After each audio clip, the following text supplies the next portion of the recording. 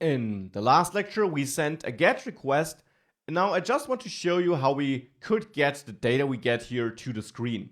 For that, I'll first of all add a data method in our view component, this special data method, where we return the data object we want to use. In this data object, I will store my email address, and it's an empty string initially.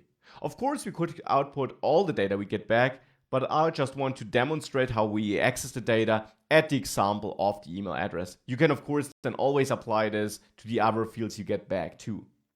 So let's say here in paragraph, we want to say your mail address, email address, of course.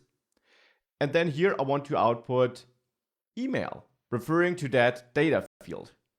Now, the goal is to set this email field to the data we get back from the server here in the then block, because that is where we have access to the data. And that's important because it's sometimes messed up. You can't set this email equal to response email or something like that, because you only have access to the response inside this function in the then block, because this is async code. This function here in the then block runs sometime in the future. The code right after Axios get is executed immediately after this is done, without waiting for this future response. So only access data inside of this function. So with that, I'll create a function here, and I won't just console log the response, even though I will still also do that. But instead, I want to set this email equal to something from the response. Now, as you learned, our response actually holds a JavaScript object in that data field, where we have a lot of information about the users we stored. Actually, we get a lot of these cryptic keys, where then the user data is the value of these keys. So what we probably have to do is we have to loop through all these keys to get the email addresses. And that's right, addresses. We have more than one user, at least theoretically, because we're posting data, so we're storing more than one user. Still, if we want to get only one email address, let's say the first one, let's simply convert this object into an array, this object we get back. For this, first of all, I'll extract the data from res data, just a little line to make the following lines a bit shorter. Thereafter, I'll loop through my keys, so for key in data, I now want to store that in an array. So there I'll create a new users array, an empty array at the beginning. And then I will simply call users push in here and access data for a given key. That will be the value for these cryptic keys to push that into the array. However, I will fine tune this a little bit. I will create a new constant user in here. And this will be data key, because that is the user data. But then I'll also add a new property to the user ID. That's a property which didn't exist before, which should be that cryptic string, so that we don't lose that, let's say. And then I can say users push user.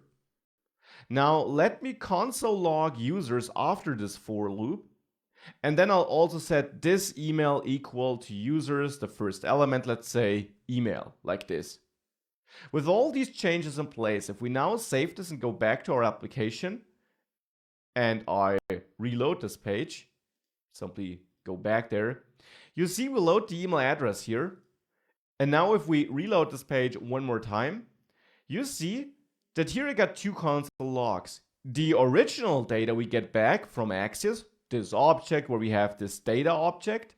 This is the data object we access here in our code, res data. And then this is an object, right? It's not an array. It's an object where we have keys, these cryptic strings, and values, which is our actual user data for that given ID. I do now loop through these keys with the for in loop here. And then I create a new array where I extract that user data and also add an ID to each user in that array.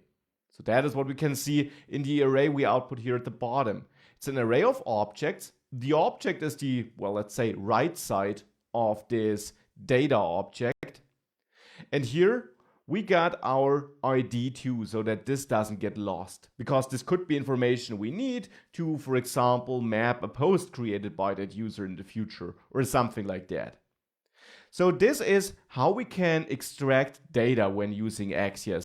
And I just wanted to show this little demo so that this is crystal clear and you know how to not only store data on the server, but that you really also know how to extract it.